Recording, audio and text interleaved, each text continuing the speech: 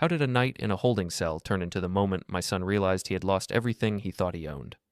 They laughed when I was locked behind steel bars and told me to enjoy my stay while they took my property.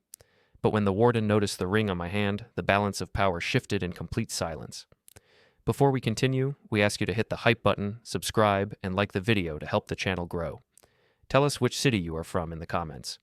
We would like to get to know our audience better. I still remember the exact moment everything started to change. It was a Tuesday evening in late September, the kind of night when the air turns cool enough to remind you winter is coming, but warm enough that you can still sit on the porch without a jacket. I had just finished a job, 12-hour day, laying hexagonal tile in a restaurant kitchen downtown.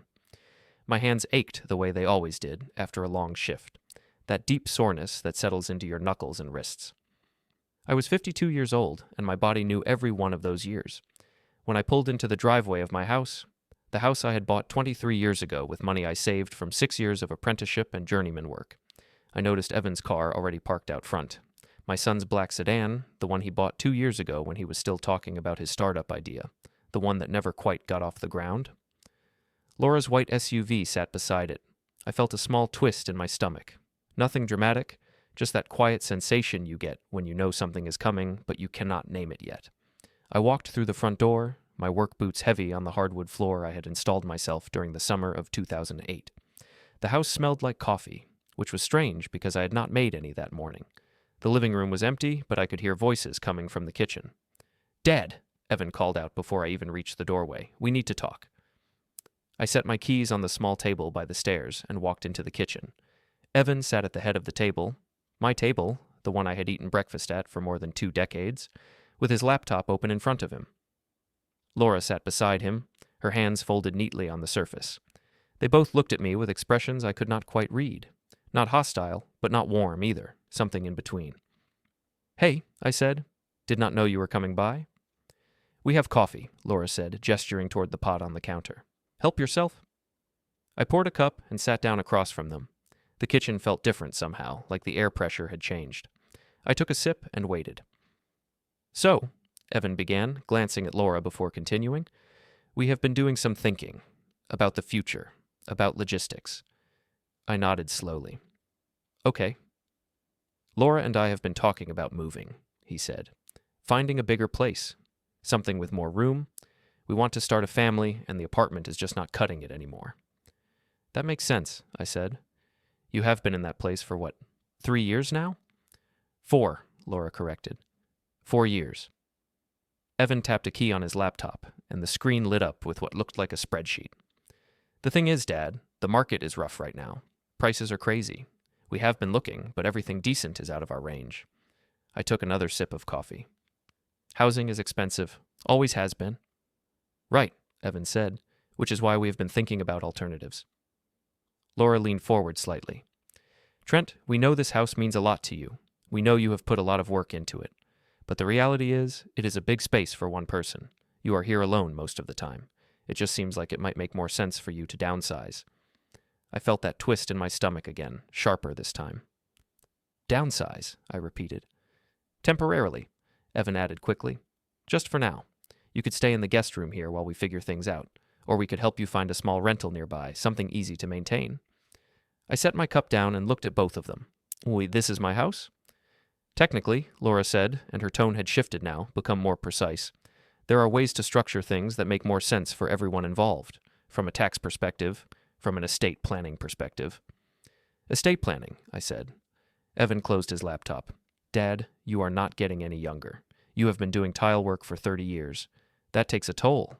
What happens if you get hurt? What happens if you cannot work anymore? We are just trying to be smart about this." I could feel my pulse in my temples. I am 52. I am not at the end of anything. "No one said you were," Laura said. "But planning ahead is responsible. And honestly, Trent, this house is an asset, a significant one. It makes sense to think about how to use it wisely." I looked at my son, trying to find something familiar in his face. He met my eyes for a moment, then looked away. "So what are you saying exactly?" I asked. "We are saying," Laura continued, "that there are legal structures that would allow us to take over the property in a way that benefits everyone. You would still have a place to stay. We would handle the mortgage." "There is no mortgage," I interrupted. "I paid it off in 2019. She paused. Even better. Then we would handle the taxes and upkeep. You would not have to worry about any of that anymore. You could just focus on your work and not stress about home ownership. I stood up. My chair scraped against the floor, loud in the quiet kitchen. I think you should leave, I said. Evan looked up at me, and for a second I thought I saw something in his expression, some flicker of doubt or regret. But it passed. We are not trying to upset you, he said. We are just talking. You are talking about taking my house, I said. That is what you are talking about. Laura stood as well, smoothing her hands over her pants. Trent, you are being emotional. This is a practical conversation. If you cannot handle that right now, we can come back another time. You do that, I said. They gathered their things in silence. Evan closed his laptop and tucked it under his arm. Laura picked up her purse. They walked toward the front door, and I followed at a distance. At the threshold, Evan turned back. Just think about it, okay? We are not your enemies here. I did not respond. After they left, I stood in the doorway and watched their taillights disappear down the street. The evening air felt colder now. I went back inside and locked the door behind me. That night, I could not sleep. I lay in bed staring at the ceiling, thinking about the look on Laura's face when she said, temporarily. Thinking about the spreadsheet on Evan's laptop. Thinking about the way they sat at my table like they already owned it. Around 3 a.m, I got up and walked through the house. I touched the walls, the door frames, the banister I had sanded and stained by hand. Every room held some piece of work I had done. The bathroom tile, the kitchen backsplash, the sunroom addition I built the year after my wife passed. When I finally went back to bed, the sky was starting to lighten in the east. 3 days later, I came home from another long shift, this time a residential bathroom remodel in the suburbs, and found a cardboard box sitting in the hallway outside my bedroom. It was one of those banker's boxes, the kind with a lid that fits over the top. I opened it. Inside were my personal files, insurance documents, tax returns, the deed to the house, my union membership card, everything that had been stored in the filing cabinet in my home office, now packed into a single box. I carried it into the office and found the filing cabinet empty, the drawers pulled out and left open. I set the box down on the desk and called Evan. He answered on the third ring. Hey, Dad. Why are my files in a box? I asked. There was a pause. Oh. Yeah. Laura and I stopped by earlier. We were just organizing some things. Figured it would be easier to have everything in one place. Easier for who? For everyone. He said, Listen, we are trying to help. The house has a lot of clutter. We were just tidying up. You went through my office. We were helping, he repeated. His voice had that edge now, the one that meant he was done explaining himself. Look, I have to go. We will talk later. He hung up before I could respond. I sat down at the desk and opened the box again. Everything was there, as far as I could tell, but something about it felt wrong. The order was different. Someone had looked through these papers, sorted them, maybe copied them. I took out the deed and unfolded it. My name was printed clearly at the top. Trent Michael Ardell, property owner, purchased April 2002. I put it back in the box and closed the lid. That was the moment I knew this was not going to stop. The next week passed in a strange, suspended kind of tension. I went to work every day, came home every night, and waited for the next move. It came on a Thursday. I had just finished grouting a shower stall when my phone rang. Evan. Hey, I answered, my hands still covered in grout residue. Dad, Laura, and I are at the apartment. Can you stop by after work? We want to talk through some things. What things? Just come by, he said. It will not take long. I almost said no, but something in me, maybe stubbornness, maybe curiosity, made me agree. I cleaned up at the job site, said goodbye to the general contractor, and drove across town to their apartment complex. It was one of those newer buildings, all glass and steel and overpriced rent. I had helped them move in 4 years ago, carried boxes up 3 flights of stairs because the elevator was broken that day. Evan answered the door in sweatpants and a t-shirt. Come in. The apartment looked the same as always. Minimal furniture, a large television, a coffee table stacked with magazines and remote controls. Laura sat on the couch, her phone in her hand. Trent, she said without looking up, have a seat. I sat in the armchair across from her. Evan remained standing, leaning against the kitchen counter. So, Evan began, we have been talking to some people, legal people, about the house situation. What house situation? I asked. The transfer, Laura said, finally looking up from her phone. The property transfer. We have been getting advice on how to structure it properly. I felt my jaw tighten. I never agreed to any transfer. Evan waved a hand dismissively. It is not about agreement, Dad. It is about smart planning. And the reality is, you are going to need help eventually. You are not going to be able to do tile work forever. I am doing it right now, I said. Sure, he said. But for how much longer? 5 years? 10? And then what? You are going to be living in that big house by yourself, trying to maintain it on whatever social security you get? That does not make sense. Laura set her phone down on the coffee table. Trent, we are not trying to take advantage of you. We are trying to be realistic. Evan is your only child. Eventually, everything you have would go to him anyway. This way, we can make sure it is handled correctly. No probate. No legal mess. I am not planning on going anywhere, I said. She smiled, but it did not reach her eyes. None of us are planning on it, but that is exactly why we plan. Evan moved away from the counter and sat on the arm of the couch. Look, we brought you here because we want you to understand this is happening, one way or another. We can do it the easy way, where everyone cooperates and things stay friendly, or we can do it the hard way, where lawyers get involved and it gets messy. Your choice. I stared at him. This was my son, the boy I taught to ride a bike, the kid I drove to baseball practice 3 times a week for 6 years, the young man I co-signed a car loan for when he was 22. Why are you doing this? I asked. Because it is time, Laura said. Because you are stuck in the past, and we are thinking about the future. Your job is not a career, Trent. It is manual labor. You work with your hands because you do not know how to work with your mind, and that is fine. Someone has to lay tile. But do not pretend like it is something more than it is. The words landed like a slap.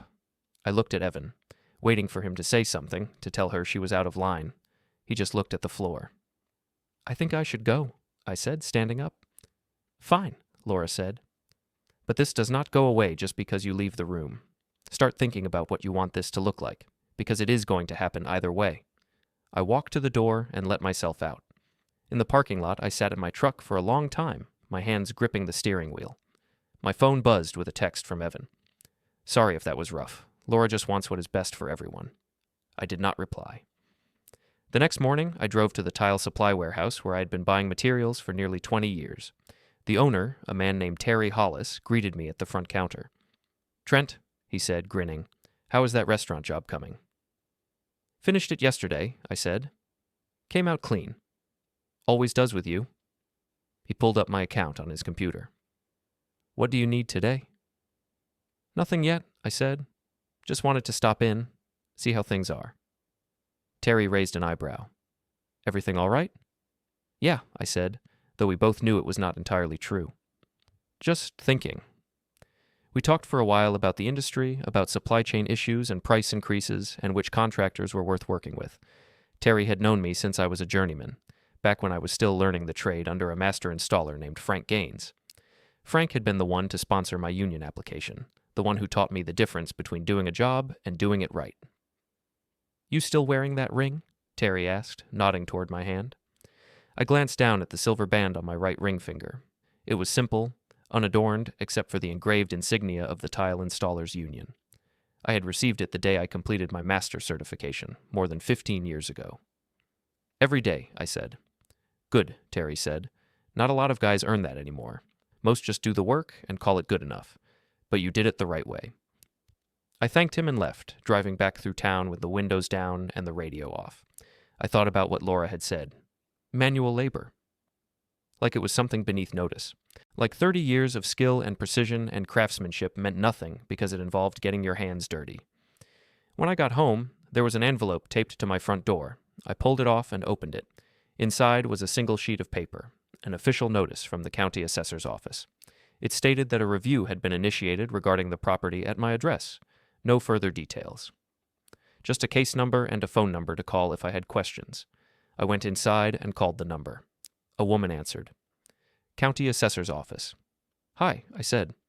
I received a notice about a property review, case number 47823L. I heard typing. Yes. That review was requested by a family member. Standard procedure for estate planning purposes. I did not request any estate planning, I said. The request came from an Evan Ardell. Is that your relation? I closed my eyes. He is my son. Then it is a legitimate request. The review is just to assess current value and ownership structure. You should receive additional correspondence within 2 weeks. And if I want to stop the review? You would need to contact the requesting party, she said. We just process the paperwork. I thanked her and hung up. That night, I went through the box of files again, checking every document. Everything seemed to be in order, but I could not shake the feeling that I was missing something, some piece of the puzzle that had not revealed itself yet. I thought about calling Evan, but I knew it would not help. He had made his position clear. Laura had made hers even clearer. So I did the only thing I could think of. I started making copies. Every deed, every tax record, every piece of paper that proved I owned this house. I took them to a print shop the next morning and made duplicates of everything, stored them in a fireproof safe I bought that same afternoon. If this was going to be a fight, I wanted to be ready. 2 weeks later, I was finishing a backsplash installation in a kitchen across town when I got a call from a number I did not recognize. I almost let it go to voicemail, but something made me answer. Is this Trent Ardell? A man's voice asked. Yes. This is Gary Plemons. I am a notary public here in the county. I have some documents that require your signature. Can you come by my office this afternoon? I wiped tile adhesive off my hands with a rag. What documents? Property transfer forms, he said. Your son submitted them on your behalf. Just need your signature to finalize. I did not authorize any transfer, I said. There was a pause. Sir, the paperwork shows that you did. There is a power of attorney form with your signature already on file. My pulse quickened. I never signed a power of attorney. According to our records, you did, on October 7th, notarized by Helen Voss at the downtown branch. I have never met Helen Voss, I said, and I was working a job on October 7th. I was nowhere near downtown. Another pause, longer this time. Sir, if there is a dispute about the documents, you will need to address that with the county. I am just processing what was submitted.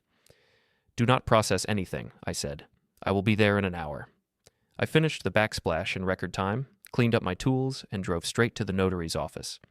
It was in a small strip mall on the east side of town, wedged between a nail salon and a tax preparation service. Gary Plemons was a thin man in his 60s with wire-rimmed glasses. He looked nervous when I walked in. Mr. Ardell, he said, I have the documents here if you want to review them. He slid a folder across the desk. I opened it and saw my name printed on multiple forms. Property transfer agreement, power of attorney. A notarized statement claiming I had voluntarily agreed to transfer ownership to my son for the purpose of estate planning.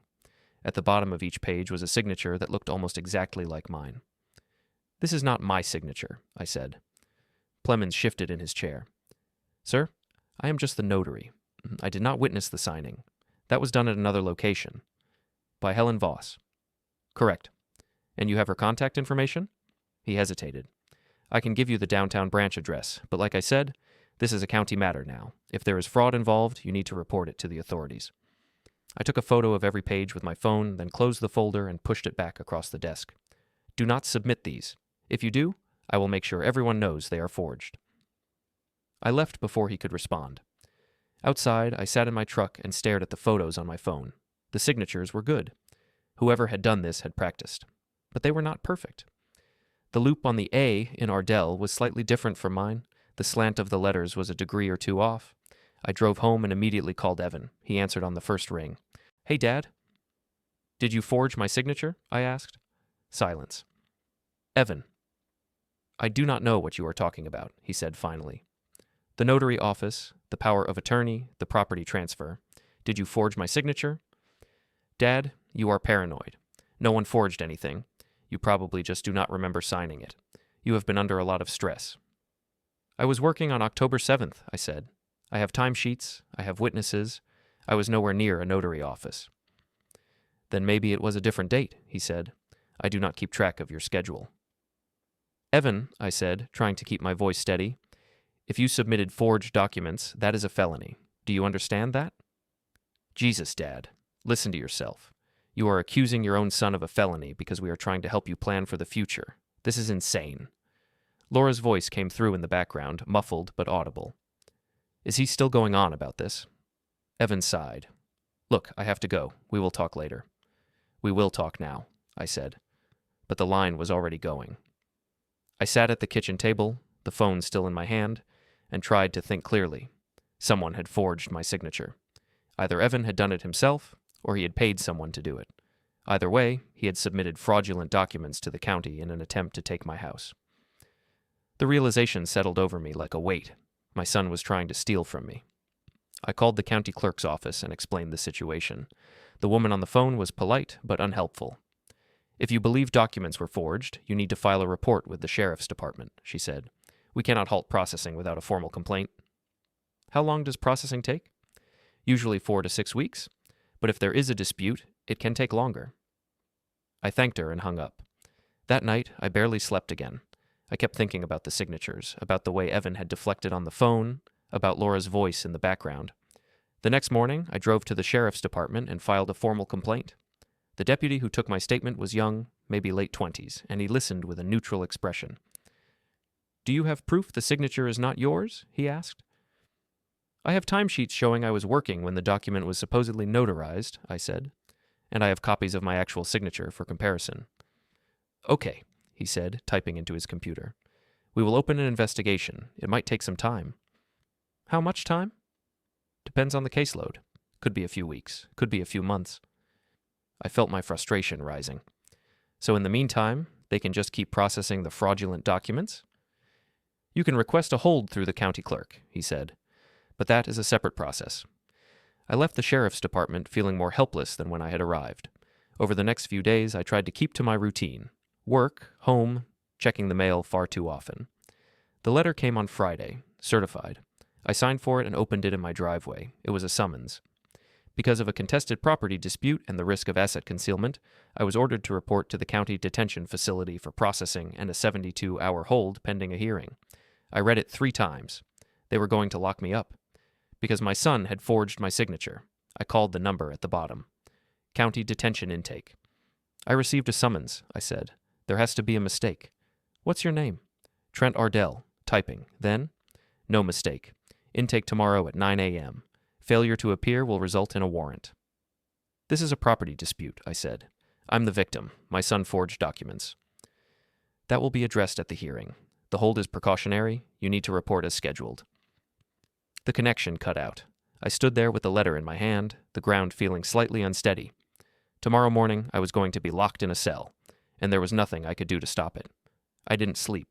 I lay staring at the ceiling, listening to the house settle, every creak and gust of wind amplified, as if the building itself were trying to say something.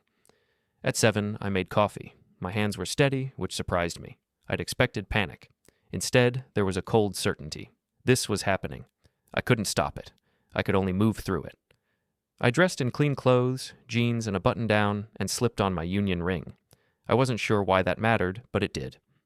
At 8:30, I drove to the county detention facility, a low gray building on the edge of town, ringed with chain-link fence and concrete barriers. I parked and sat for a moment, breathing slowly. When I walked through the front doors, I saw them immediately. Evan and Laura stood near the intake desk, talking to a uniformed officer. They looked relaxed, casual, like they were there for something routine.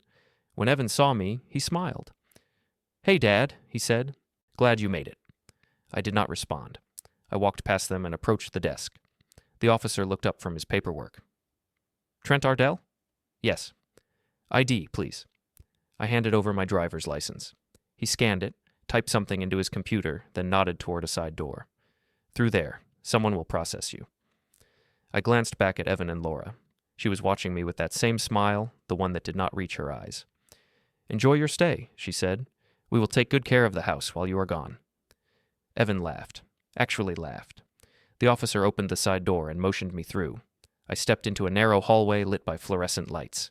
The door closed behind me with a heavy click. Another officer, older and heavier, was waiting. "Empty your pockets. Belt off. Shoes off." I did as instructed, placing everything into a plastic tray. My wallet, my keys, my phone, my belt, my boots. He handed me a pair of slip-on shoes and a gray jumpsuit. "Change in there." He pointed to a small room with a bench and a curtain. I went inside and changed, folding my clothes and leaving them on the bench. The jumpsuit smelled like industrial detergent. When I came out, the officer led me down another hallway. We passed several doors, each with a small window at eye level. I could hear voices, muffled and distant. Finally, we stopped at a door near the end. He unlocked it and pulled it open. Inside. I stepped into the cell. It was maybe 8 feet by 10 feet, with a metal bench bolted to one wall and a toilet in the corner. The walls were painted beige, scuffed and marked with years of use. The door closed behind me, and I heard the lock engage.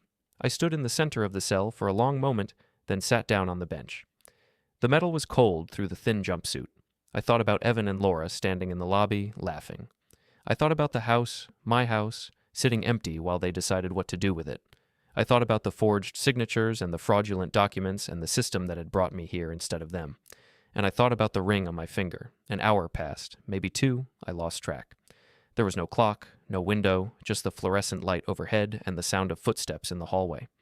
Then the door opened. A man stepped inside. He was older, maybe late 50s, with gray hair and a weathered face. He wore a uniform with a name tag that read Haskins, Warden. He looked at me for a moment, then at my hands. His eyes stopped on the ring. "How long you been wearing that?" he asked. I glanced down at it. 15 years, since I got my master certification. Haskins nodded slowly. "Tile installer." "Yes, sir." He stepped further into the cell, his hands clasped behind his back. "I used to do drywall, long time ago before I got into this line of work. Worked with a lot of tile guys. Good ones, bad ones. The good ones always had that ring." I did not know what to say, so I said nothing. "How long you been licensed?" he asked. 31 years total, started as an apprentice in 94. Haskins nodded again. "That is a long time. That is real work." He was quiet for a moment, looking around the cell like he was seeing it for the first time. "Why are you here?" he asked finally. "Property dispute," I said. "My son submitted forged documents to try to take my house. County put me on hold pending a hearing." "You the one who forged them?" "No, sir. I am the one they were forged against." Haskins made a sound in his throat, something between a grunt and a sigh. "And they put you in here?" "Yes, sir." He looked at the ring again, then at my face. "You got a lawyer?" "Not yet." "You are going to need one." He stepped back toward the door, then paused. "What is your union local?" 347. "Chicago jurisdiction?" "Originally. I transferred to the regional about 10 years ago." Haskins nodded one more time, then left without another word. The door locked behind him. I sat on the bench and stared at the wall, trying to make sense of what had just happened. The warden had noticed the ring. He had asked questions. He listened. It felt like something, though I did not know what yet. The hours crawled by. A tray of food was delivered through a slot in the door, some kind of sandwich and a carton of milk. I ate without tasting it. At some point, I lay down on the bench and closed my eyes. The metal was hard against my back, but exhaustion won out eventually. I do not know how long I slept. When I woke, the light overhead was still on, and the hallway outside was quiet. I sat up and rubbed my face, feeling the stubble that had started to grow. My body ached from the bench, and my mouth tasted stale. But something had shifted. The cold certainty I had felt that morning was still there, but now it had sharpened into something else. Not hope exactly, but a kind of resolve. The warden had noticed the ring. That meant something. I just had to wait and see what. The next 36 hours blurred together. Meals slid through the slot. Footsteps echoed down the hall. I slept in short, restless stretches on the metal bench. No one spoke to me. No one came except to deliver food. I was left alone with my thoughts, and they kept returning to the same place. What was Evan doing now? Was he in my house, going through my things, deciding what stayed and what didn't? Was Laura already measuring rooms, planning changes? The thought made my stomach turn. On the third day, the door opened and the same officer from intake appeared. "Come with me," he said. I followed him down the hallway, past the other cells, through a series of locked doors. We emerged into a different part of the building, one with carpeted floors and office doors. He led me to a small room with a table and 2 chairs. "Wait here." He left, and the door closed behind him. I sat down and waited. 10 minutes later, the door opened again. A woman entered, carrying a folder and a clipboard. She was in her 40s, with short brown hair and a no-nonsense expression. Her name tag read Keats. "Mr. Ardell," she said, sitting down across from me. "I am Marion Keats, county legal clerk. I am here to go over your case before the hearing tomorrow." "Okay," I said. She opened the folder and scanned the first page. "You are here because of a contested property transfer. Your son, Evan Ardell, submitted documents claiming you had agreed to transfer ownership of your residence to him. You disputed this and claimed the documents were forged." "They were forged," I said. She looked up at me. "Do you have proof?" "I have timesheets showing I was working when the documents were supposedly notarized. I have witnesses who can confirm I was on a job site that day." She made a note on her clipboard. "Did you file a formal complaint with the sheriff?"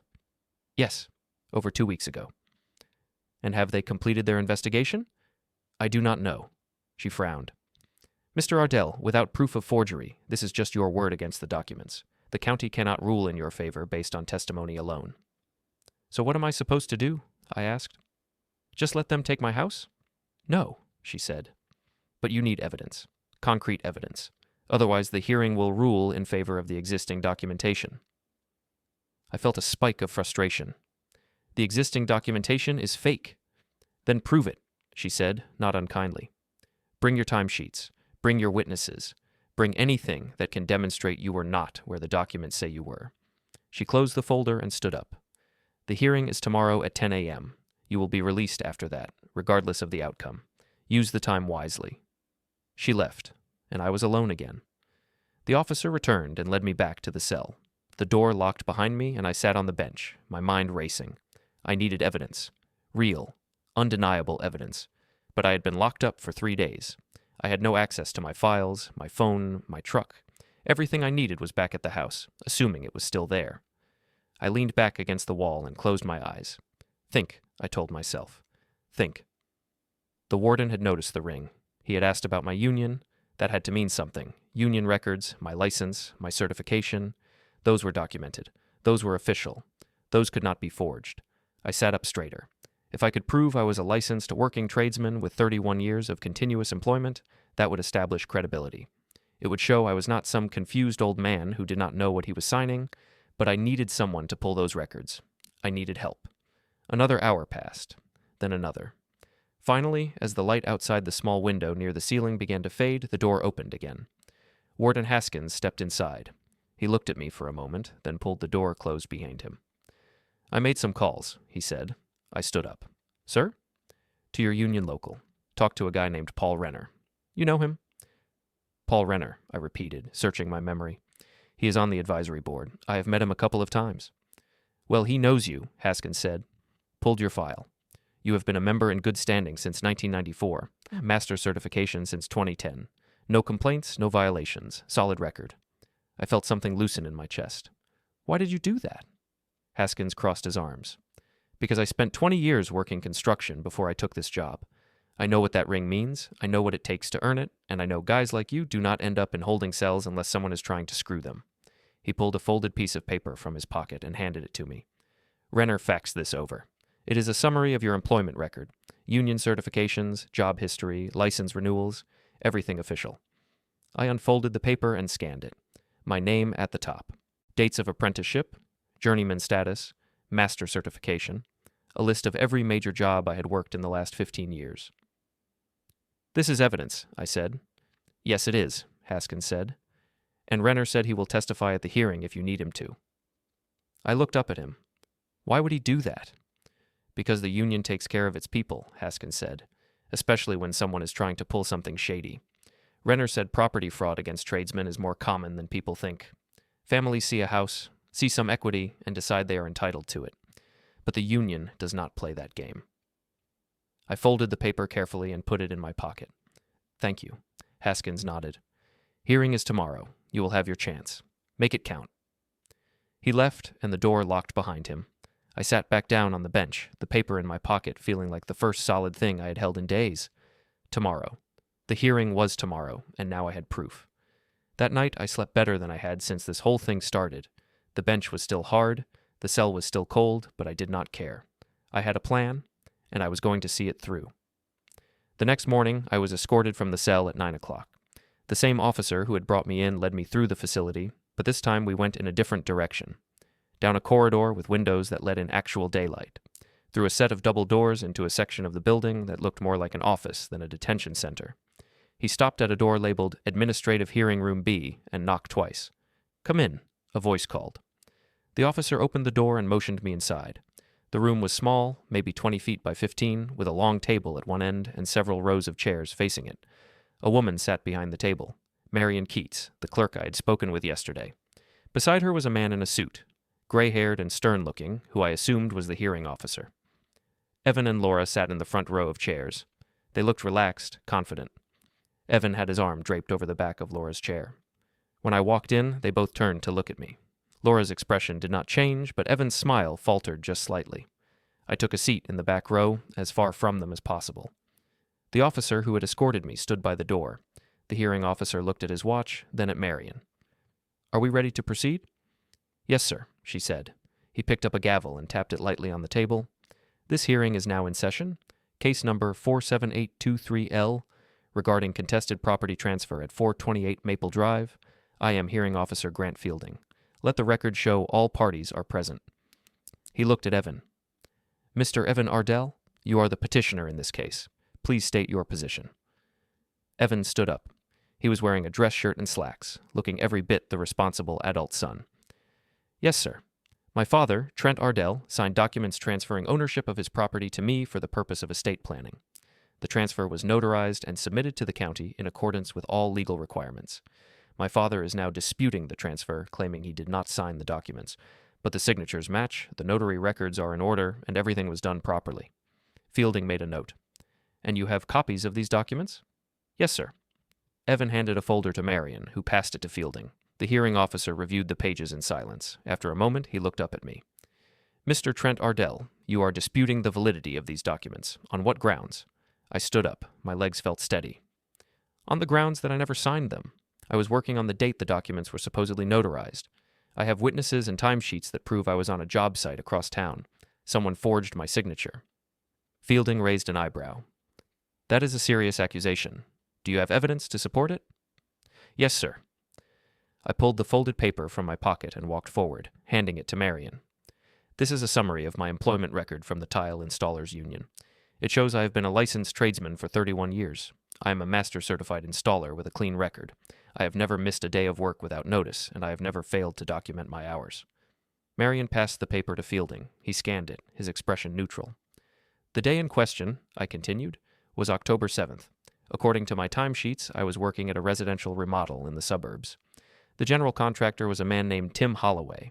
He can confirm I was there from 7 in the morning until 6 at night. The notary office where the documents were supposedly signed is downtown, more than 40 minutes away. There is no way I could have been in both places." Fielding set the paper down. "Do you have those timesheets with you?" "No, sir. They are at my house. I have been in holding for 3 days. I have not had access to my files." Evan stood up again. "Your Honor, my father is 72 years old." "I am 52, I interrupted. Evan faltered. "Right, 52. But he works long hours in a physically demanding job. It is entirely possible he is confused about the dates. Memory can be unreliable, especially under stress." Laura leaned forward. "We are not trying to take anything from him. We are trying to protect him. He lives alone in a big house. He is not getting any younger. This transfer was meant to help him, to make sure he is taken care of." Fielding looked at me. "Mr. Ardell, is it possible you signed these documents and simply do not remember?" "No, sir," I said. "It is not possible." "How can you be sure?" I held up my right hand, showing the ring. "Because I am a professional. I keep records of every job, every hour, every signature. That is how I have stayed licensed for 31 years. I do not sign documents without knowing exactly what I am signing and when." Fielding stared at the ring for a long moment. Then he looked at Marion. "Do we have the notary's testimony?" "We can request it," Marion said. "But Helen Voss, the notary who allegedly witnessed the signing, is currently out of state. She would not be able to appear for at least a week." "Then we will recess until she can appear," Fielding said. Evan stood up quickly. Your Honor, that is not necessary. The documents are valid, the signatures match. This is just a delaying tactic." Fielding gave him a sharp look. "Mr. Ardell, I will determine what is necessary. If there is a question about the validity of these documents, then we will investigate thoroughly. That includes verifying the notary's testimony." He turned to Marion. "Contact Helen Voss. Schedule a follow-up hearing for next week. In the meantime, no action will be taken regarding the property transfer. The current deed remains in Trent Ardell's name until this matter is resolved." Evan's face went pale. "But—" "This hearing is adjourned," Fielding said, tapping the gavel again. Marion stood up, gathering her papers. Evan and Laura sat frozen in their chairs, staring at the table. I walked toward the door, and the officer opened it for me. As I stepped into the hallway, I heard Evan's voice behind me. "Dad, wait!" I did not turn around. "Dad, come on. Let us talk about this." I kept walking. Behind me, I heard Laura hiss something at Evan, her voice low and furious. I did not catch the words, but I did not need to. The officer led me back through the facility to the intake area. "You are free to go," he said. Your belongings are at the front desk. I collected my wallet, keys, phone, belt, and boots. I changed back into my regular clothes in the same small room where I had changed 3 days ago. When I walked out into the lobby, Evan and Laura were gone. Outside, the sunlight felt almost painful after 3 days of fluorescent lighting. I stood on the steps of the detention center for a moment, breathing in the fresh air. Then I got in my truck and drove home. The house looked the same as I had left it. The front door was locked. Nothing seemed disturbed. I went inside and walked through each room, checking to make sure everything was still where it should be. My files were still in the box. The safe was still locked. The deed was exactly where I had left it. I sat down at the kitchen table and allowed myself, for the first time in days, to feel relief. It was not over yet. There was still the follow-up hearing. There was still the question of the forged signatures and the notary testimony. But for now, I was home, and the house was still mine. The next few days felt off. I went back to work on a commercial job downtown. The contractor accepted my explanation, legal matter, without questions. Still, I couldn't shake the sense that something was coming. Evan hadn't called, Laura hadn't texted. The silence felt heavier than any confrontation. I kept checking my phone, expecting another notice or threat. Nothing. On the 4th day after the hearing, an unknown number called. I hesitated, then answered. Mr. Ardell? Yes. This is Paul Renner. We spoke briefly through Warden Haskins. I straightened. Mr. Renner, thank you again for pulling my records. I'm glad I could help, he said. But that's not why I'm calling. The county clerk, Marion Keats, contacted me this morning. She was verifying your union standing. Okay. During that call, she mentioned the notary, Helen Voss. She's been contacted about testifying. Voss says she never notarized documents for you. In fact, she was on vacation the entire week of October 7th. My pulse quickened. So, the documents are fake. That's how it looks, Renner said. And when Keats informed your son, he immediately tried to withdraw the petition, claimed it was a misunderstanding. He's backing out.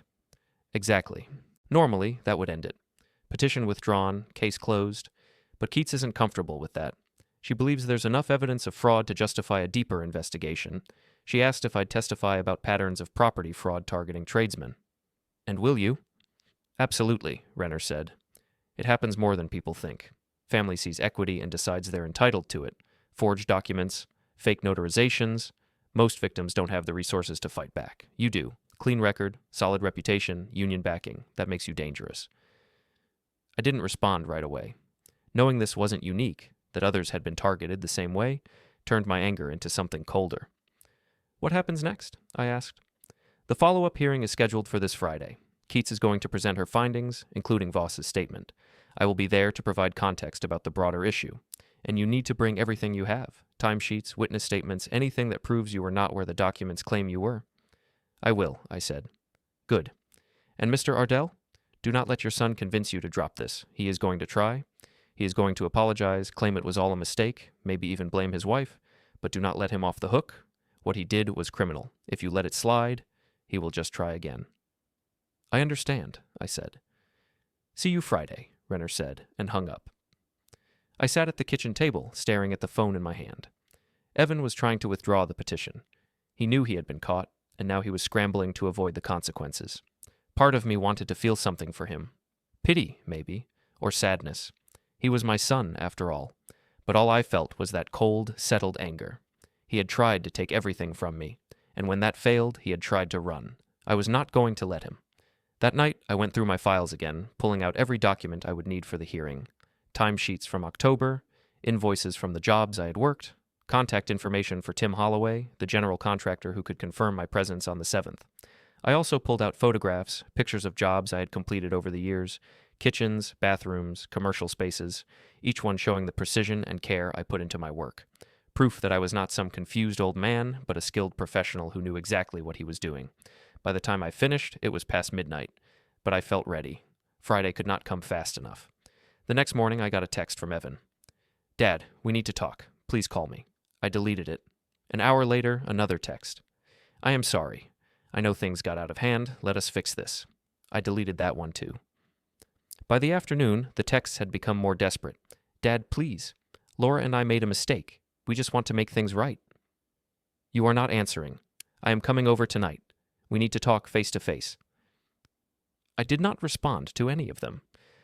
At 6 o'clock, I heard a car pull into the driveway. I looked out the window and saw Evan's sedan. He got out alone, no Laura this time, and walked toward the front door. I did not answer when he knocked. "Dad," he called through the door. "I know you are in there. Please, just let me explain." I stood in the hallway, silent. "Dad, I am sorry, okay? I am really sorry. Laura pushed me into this. She was the one who wanted to transfer the house. She was the one who found the notary. I just went along with it because I did not know how to say no." He knocked again, harder this time. "Dad, please, do not make this a bigger thing than it is. We can fix this. We can go to the hearing on Friday and tell them it was all a misunderstanding. No one has to get in trouble. We can just move on." I walked to the door and unlocked it, but I did not open it. Through the wood, I heard Evan let out a breath. "Thank you. Okay, can I come in?" I opened the door but stood in the doorway, blocking his path. "Dad," he said, his expression somewhere between relief and desperation. "I am sorry. I really am. I never should have let it get this far." "You forged my signature," I said. He opened his mouth, then closed it. It was not like that." "What was it like?" "It was just, Laura found this notary who said she could help. She said it was all legal, that we were just expediting the process. I did not know it was going to turn into this." "You put me in a cell," I said. Evan flinched. "That was not supposed to happen. I did not know they were going to do that. I thought it would just be a hearing and we would work it out. I never wanted you to get locked up." "But you did not stop it." He looked down at his feet. "No, I did not." We stood there in silence. The evening air was cool, and somewhere down the street a dog was barking. "Go home, Evan," I said finally. "Dad? Go home. I will see you at the hearing on Friday." I closed the door and locked it. Outside, I heard him stand there for another minute, maybe two. Then his footsteps retreated and the car door slammed. I watched through the window as he drove away. That night, I did not sleep much. I kept thinking about the look on Evan's face when he said Laura had pushed him into it. Maybe it was true. Maybe she had been the driving force. But it did not matter. He had gone along with it. He had signed off on the forged documents. He had watched me get taken away in handcuffs. Blame did not erase responsibility. Friday morning arrived cold and gray. I dressed carefully. The same button-down shirt I had worn to the first hearing, clean jeans, work boots, and the ring. I drove to the county building and parked in the same lot. This time, Evan's car was not there yet. Inside, I found Marion Keats waiting in the hallway outside the hearing room. She smiled when she saw me. "Mr. Ardell, you are early." "Wanted to make sure I did not miss anything," I said. "Good. We are just waiting on a few people. Hearing Officer Fielding will be here shortly, and Mr. Renner is on his way." "And my son?" Her smile faded. "He called this morning and asked if he could withdraw the petition. I told him it was too late for that. The investigation is ongoing." I nodded. "Thank you." She opened the door to the hearing room. "You can wait inside if you want." I went in and took the same seat I had sat in before. The room was empty except for me. 10 minutes later, Paul Renner arrived. He was a tall man, maybe 60, with a graying beard and the rough hands of someone who had spent decades working with tools. He shook my hand firmly. "Trent Ardell," he said. "Good to finally meet you in person." "Likewise," I said. "Thank you for doing this." "No thanks needed. This is what the union is for." He sat down beside me, and we waited in silence. At exactly 10 o'clock, Hearing Officer Fielding entered, followed by Marion Keats. They took their seats at the table. A minute later, the door opened again, and Evan walked in. He was alone, no Laura. He looked tired. His shirt was wrinkled, and there were dark circles under his eyes. He did not look at me as he took a seat in the front row. Fielding tapped his gavel. "This hearing is now in session. Case number 47823L, follow-up hearing regarding contested property transfer. Let the record show all parties are present except for Mrs. Laura Ardell, who is not required to attend." He looked at Marion. "Ms. Keats, please present your findings." Marion stood up and opened a folder. "Your Honor, after the initial hearing, I contacted Helen Voss, the notary listed on the property transfer documents. Ms. Voss provided a sworn statement confirming that she was on vacation from October 3rd through October 14th and did not notarize any documents during that time. She also confirmed that she has never met or done business with Trent Ardell." She pulled out a document and handed it to Fielding. "This is her statement, along with receipts and travel records proving her absence." Fielding reviewed the document in silence. "Additionally," Marion continued, "I reviewed the original documents submitted by Evan Ardell. A forensic comparison of the signature on the transfer forms with verified samples of Trent Ardell's signature shows clear inconsistencies.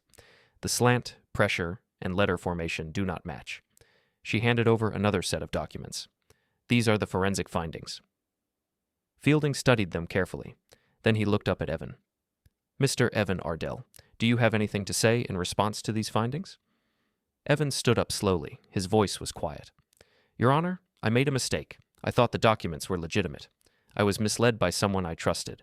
I would like to withdraw the petition and apologize to my father. Fielding's expression did not change.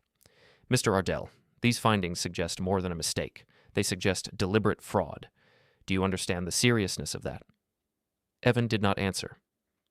Forging someone's signature on a legal document is a crime, Fielding continued. Submitting that document to the county is a crime. Attempting to transfer property through fraudulent means is a crime. This is not something that can be resolved with an apology. Evan's face went pale. Fielding looked at Paul Renner. Mr. Renner, you are here as a representative of the Tile Installers Union. Do you have testimony to provide? Renner stood up. Yes, sir. I want to provide context about this type of fraud. Property theft targeting skilled tradesmen is an increasing problem. These are individuals who have worked their entire lives to build equity and stability. They often own their homes outright, having paid off mortgages through decades of labor. That makes them targets. Family members, sometimes with good intentions and sometimes not, decide they are entitled to that property. They exploit the tradesman's trust, forge documents, and manipulate the system. He looked at Evan. In this case, Trent Ardell is a master-certified tile installer with 31 years of continuous employment.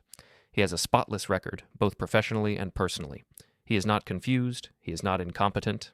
He is a skilled professional who was targeted by someone who thought they could get away with it. Renner sat back down. Fielding was quiet for a long moment. Then he looked at Evan again.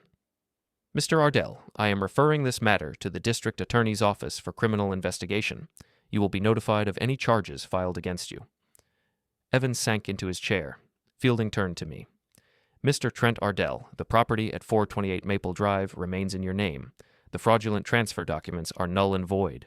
You are free to return to your home without any further interference. He tapped the gavel. This hearing is concluded. Marion gathered her papers. Renner stood up and shook my hand again. You did good, Trent. Real good. I thanked him, though the words felt inadequate. Evan sat in his chair, staring at the floor. He did not move as people filed out of the room. I walked past him without a word. In the hallway, Marion caught up to me. Mr. Ardell, I just want to say, I am sorry you had to go through this. The system does not always work the way it should, but today it did. I nodded. Thank you for your help. She smiled and walked away. I stood in the hallway for a moment, the weight of the last few weeks pressing down on me. Then I walked out of the building and into the sunlight. It was over. The following days crawled by with agonizing slowness. I went back to work, but my mind was elsewhere. Every time my phone buzzed, I expected another threat, another document, another twist in this nightmare. But nothing came. On Wednesday afternoon, I got a call from Marion Keats. Mr. Ardell, I wanted to update you on the investigation. Helen Voss provided a sworn statement. She was out of state during the entire period in question. She never notarized anything for you or your son. So the documents are fake? I said. Unquestionably. I also had a forensic analyst compare the signatures. Clear forgery. The district attorney is reviewing the case now. My grip tightened on the phone. What happens next? There will be a final administrative hearing on Friday to formally void the transfer and address the fraud. You should be there. And Mr. Renner from the union has agreed to provide testimony about the broader pattern of this type of fraud. Friday, I repeated. 10 a.m. Same hearing room. This time it ends. I thanked her and hung up. That night, I received 3 texts from Evan. Dad, we need to talk. Please. I made a mistake. Let me explain. I'm coming over tomorrow night. We can fix this. I deleted each one without responding. Thursday evening, just as the sun was setting, I heard a car in the driveway. I looked out and saw Evan's sedan.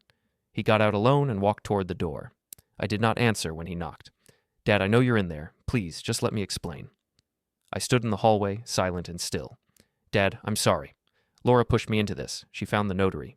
She handled the documents. I just went along with it because I didn't know how to say no. But it's over now. We can tell them it was all a mistake. He knocked harder. Dad, please. Don't make this worse than it has to be. We can go to the hearing on Friday and straighten everything out. No one has to press charges. We can just move on. I walked to the door and unlocked it, but did not open it. Through the wood, I heard Evan exhale. Thank you. Can I come in? I opened the door, but blocked the entrance with my body. Dad, he said, relief and desperation mixing in his voice. I'm sorry. I really am. I never should have let it get this far. You forged my signature, I said quietly. He looked down. It wasn't like that. What was it like? It was just, we were trying to plan ahead. Laura said it was legal. I didn't know it would turn into this mess. You put me in a holding cell. He flinched. That wasn't supposed to happen. I swear, Dad. I didn't know they would do that. But you didn't stop it. He said nothing. Go home, Evan. Dad. Go home. I'll see you Friday. I closed the door and locked it. Outside, I heard him stand there for a long moment before his footsteps retreated and the car door slammed. Friday morning arrived cold and sharp. I dressed carefully, made sure the ring was clean, and drove to the county building. The parking lot was nearly empty. I walked inside and found Marion Keats waiting in the hallway. Mr. Ardell, she said with a slight smile. Paul Renner is already inside. Hearing Officer Fielding will be here any moment. And my son? Not here yet. We walked into the hearing room together. Paul Renner stood near the front, and he shook my hand firmly when I approached. Good to see you, Trent. This ends today. I nodded and took a seat. At exactly 10 o'clock, Hearing Officer Fielding entered and took his place at the table. Marion sat beside him with a thick folder. The door opened, and Evan walked in alone. No Laura. He looked exhausted, his shirt wrinkled, dark circles under his eyes. He sat in the front row without looking at me. Fielding tapped his gavel once. This hearing is now in session. Case number 47823L. Final hearing regarding fraudulent property transfer. Let the record show all parties present except Mrs. Laura Ardell. He turned to Marion. Ms. Keats, present your findings. Marion stood and opened her folder. Your Honor, Helen Voss provided a sworn statement confirming she was out of state from October 3rd through October 14th. She never notarized any documents for Trent Ardell. Here are her travel records and receipts. She handed documents to Fielding. Additionally, forensic analysis of the signatures shows clear inconsistencies with verified samples of Mr. Ardell's signature. The documents submitted by Evan Ardell were forged. She passed another set of papers forward. Fielding reviewed them in silence. Then he looked at Evan. Mr. Evan Ardell, do you have anything to say? Evan stood slowly. His voice was barely above a whisper. Your Honor, I made a mistake. I was misled. I'd like to withdraw the petition and apologize. Fielding's expression hardened. Mr. Ardell, these findings indicate deliberate fraud. Forging a signature on legal documents is a crime. Submitting those documents to the county is a crime. Attempting to fraudulently transfer property is a crime. Evan went pale. Fielding looked at Paul Renner. Mr. Renner, you have testimony? Renner stood. Yes, Your Honor. I represent the Tile Installers Union. Property fraud targeting skilled tradesmen is an epidemic. These individuals work their entire lives to build equity. They own homes outright after decades of labor. That makes them targets. Family members exploit their trust, forge documents, manipulate the system. He gestured toward me. Trent Ardell is a master-certified installer with 31 years of continuous service. Spotless record. He's not confused. He's not incompetent. He was targeted by someone who thought they could get away with it. Renner sat down. The room was silent. Fielding looked at Evan for a long moment. Then he turned to Marion. Ms. Keats, has the district attorney been notified? Yes, Your Honor. They're prepared to file charges. Fielding nodded. Mr. Evan Ardell, I am referring this matter to the district attorney's office for criminal prosecution. You will be notified of charges. Evan collapsed into his chair. Fielding turned to me. Mr. Trent Ardell, the property at 428 Maple Drive remains solely in your name. The fraudulent documents are void. You have full legal ownership with no encumbrances. He tapped the gavel sharply. Additionally, I am ordering that Evan Ardell and Laura Ardell are prohibited from entering the property or contacting Mr. Trent Ardell regarding this matter. Any violation will result in immediate arrest. Another tap of the gavel. Furthermore, the county will pursue full restitution for Mr. Ardell's legal expenses and the costs associated with his unlawful detention. Fielding looked directly at Evan. Your actions were not a mistake, Mr. Ardell. They were calculated, deliberate, and malicious. You attempted to rob your father of everything he built. The law will hold you accountable. He raised the gavel one final time. This case is closed. The gavel came down hard. Evan sat frozen, staring at nothing. Marion gathered her papers. Renner shook my hand. Justice, Trent. Real justice. I nodded, unable to speak. Marion approached me. Mr. Ardell, the property is yours, completely and permanently. They can never touch it again. I looked across the room at Evan. He was still sitting there, his head in his hands. For 31 years, I had worked with my hands. I had laid tile, built rooms, created spaces where families would live and grow. I had done honest work for honest pay. I had built a life. And my son had tried to take it all, but he had failed. The ring on my finger caught the light as I turned and walked toward the door.